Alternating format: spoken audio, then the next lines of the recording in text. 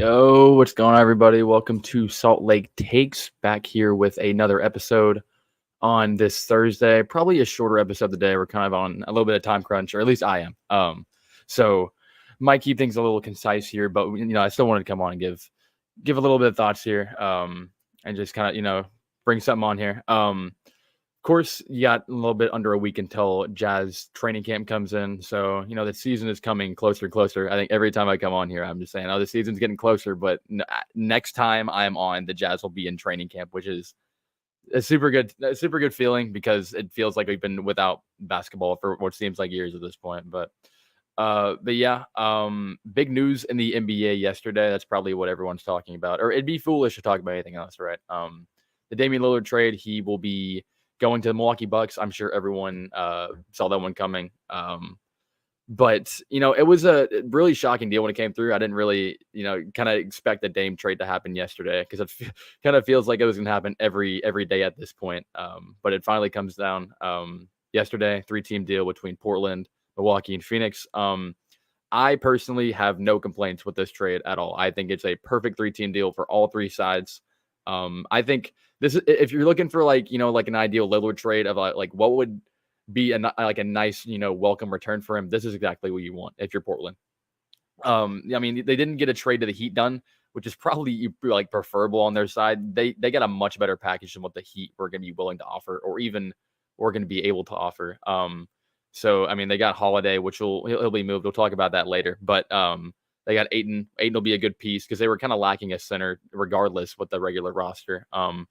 But I think, yeah, I mean, you can't really expect much more than having, like a former number 1 overall pick. You got an all-star level player, which you wanted in return, regardless if they'll stay for your team or not. And you got some decent pick capital. You have 2 pick swaps from Milwaukee, which you don't exactly know what Giannis is going to do. So, I mean, that there's some value with those picks, and you have an unprotected first that comes with that too. So, I mean, in terms of an offer, that's going to be better than what they were ever going to get from the Heat.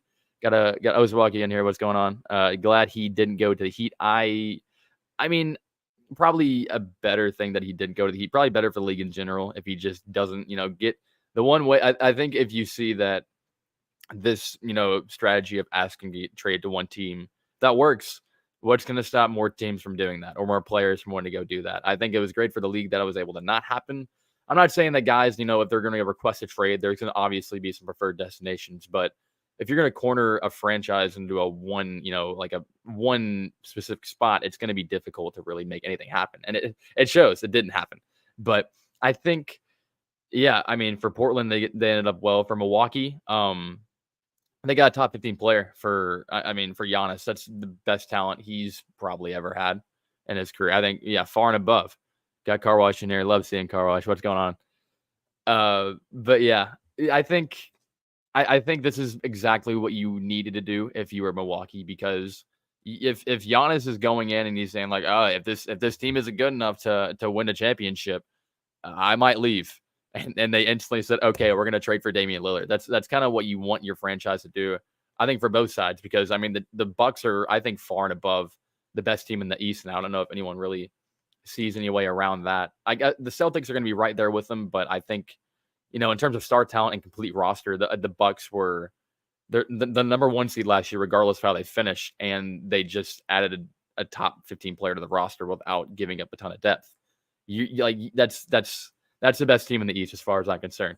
And then Phoenix, they're kind of part of the deal. They're kind of here and there, but I mean, they did well too. I mean, they got a serviceable center to replace Ayton, and if they kept Ayton, their luxury tax does not look very good at all. Like, that's kind of the reason they did that and got some depth pieces, which they definitely needed. But I think it works well for all three sides. I have zero complaints. I think at the end of the day, it's going to be a deal that all three teams probably need to make. Dame need to get out of there. Milwaukee needed a second star to pair next to Giannis, or just change the roster from what they had last year. You can't walk in with that roster. And then Phoenix gets rid of Ayton, which was kind of written off, or it was kind of going to be happening regardless. So it was an inevitable trade that was going to happen, but definitely a good trade. We got I wish we got Dame. I was on that train a few months ago too. I thought the Jazz actually had an under the radar chance to go get him. It didn't go that way, unfortunately. But I think we'll get into it a little bit later. There might be another guy that the Jazz can target for their point guard. It would trade Kelly. I would trade Kelly O for Tyler Hero. I would too. You probably need to get a little bit more in there for that type of deal, because Tyler Hero is kind of on that fringe all-star level if everything were to go right for him. And Kelly Olynyk's on an expiring deal, so maybe a pick or two in that type of deal. But that definitely would improve the team. Depends on what kind of picks you want to give up, though. But yeah, on to the main topic of today, though. It's going to be surrounding the second piece, not Dame. It's going to be around Jrue Holiday, the second piece that kind of made this deal work, regardless of if he'll stay in Portland or not. He's probably going to be on the move before the season. I've seen people saying that he could come, maybe on the roster and stick on there for until the trade deadline. There's no chance this dude stays on the team for more than probably 2 weeks. Like, there's no incentive. It's like you just added a player that's just like, not just like Dame, but an older point guard that you want off the roster to be able to rebuild and get picks. You're back in the same position, just with a different player. But this time you have the luxury of being able to go wherever you want with this trade and probably kind of create a bidding war for a guy like Jrue Holiday. Because, I mean, there are some clear concerns when you're trading for a guy like him, but he's definitely one of the most, I guess, sensible, coveted assets in the league, if that makes sense. Like, he's attainable, and like, a lot of teams can go out there and get him, and he can fit on many rosters. And that's what makes him so, I guess, valuable for a deal like that. He's not valuable in terms of assets, but I think there's going to be a lot of interested teams in the mix for a guy like Holiday. Not here. Sorry. Holiday. And that includes the Jazz. I think, honestly, you can make a case for Kelly Olynyk. Not Kelly Olynyk. I'm getting messed up on Car Wash in the little comment here. My fault. We got another one here. My two options: Kelly O and Colin Sexton for Tyler Hero.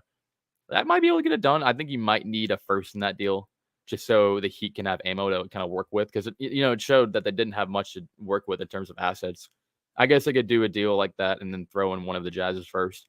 But yeah, Hero's kind of nice. I forgot where I was. Holiday. Anyone would kind of want Holiday because he'd fit on any roster. He kind of does what he needs to and fits with kind of any championship team. I mean, he was on a championship team. So any team that needs a point guard, aka the Jazz, would probably be at least somewhat interested. But does it make sense for the Jazz is the question today.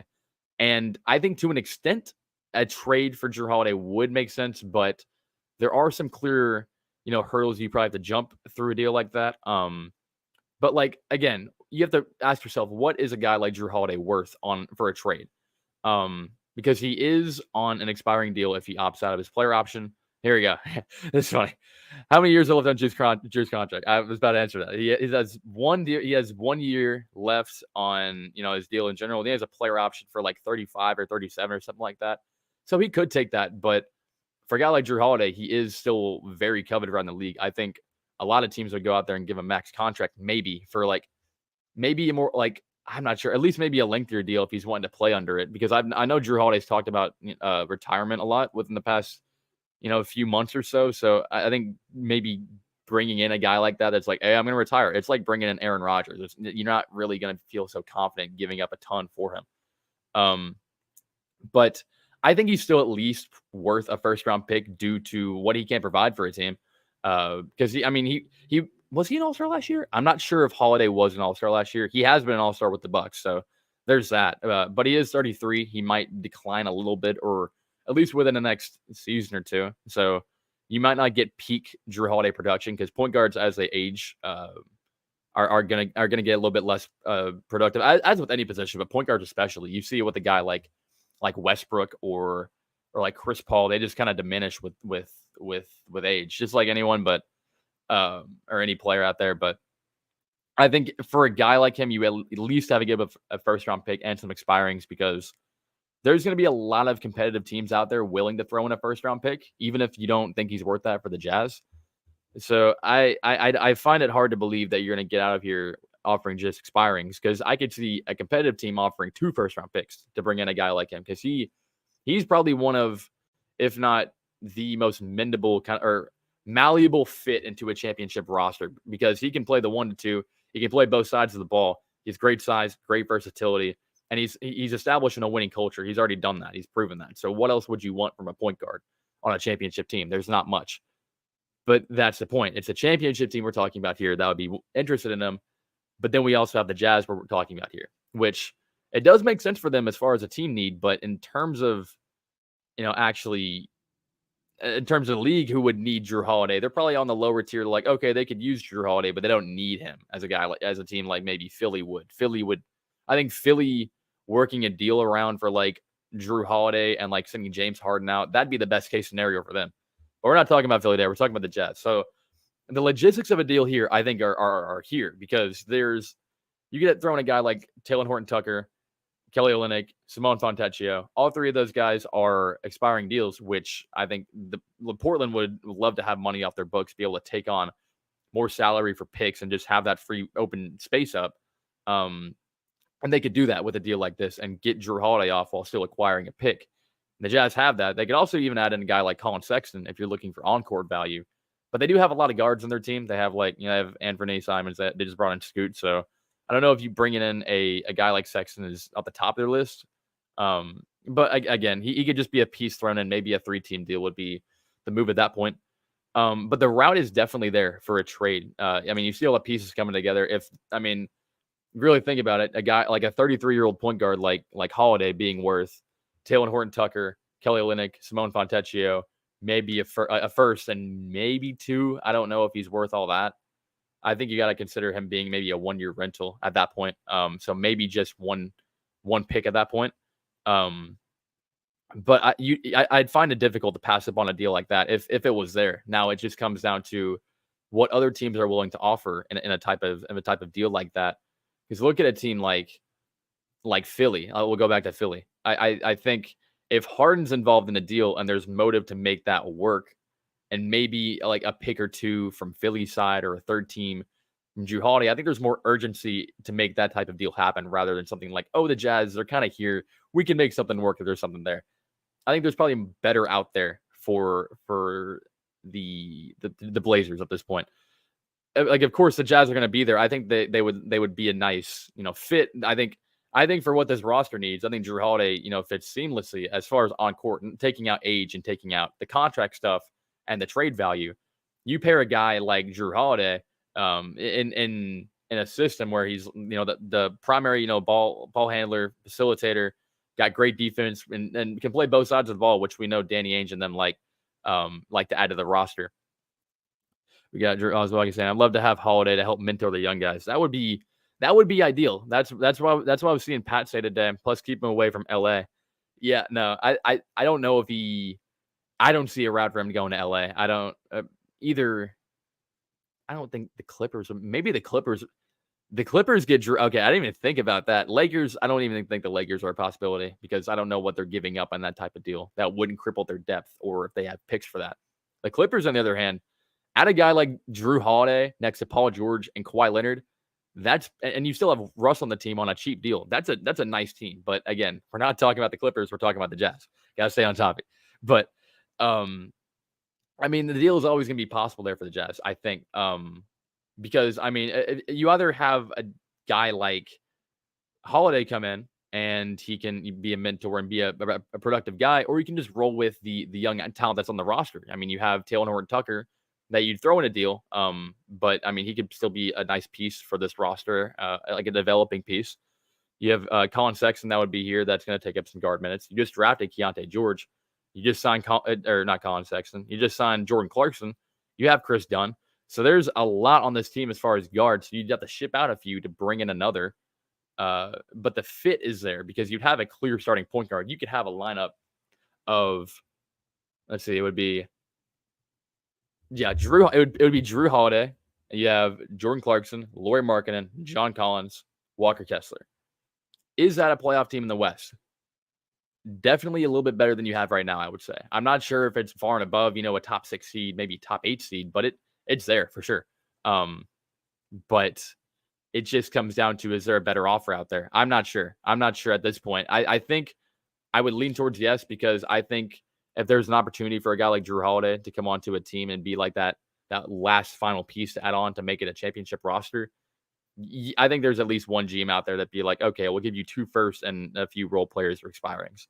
The Jazz, I don't think would be willing to do that, even if they had a ton of, capital like that, because he just doesn't fit their timeline. If the Jazz traded for Holiday, who would they dump? I think probably Taylor Horton-Tucker, Kelly Olynyk, Fontecchio, and a pick. I don't know if that would logistically work out in terms of like a trade, like the trade machine, if that's the salaries match up, but that's 3 expiring deals. And let's see.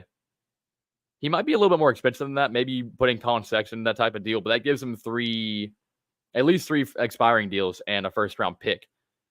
Oh, okay. Guards. Um, guards.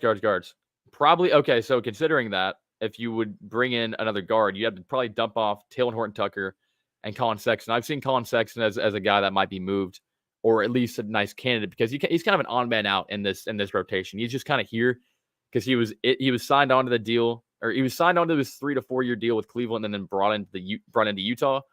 But now his fit on the roster kind of is a little iffy, considering how many guys can play his position.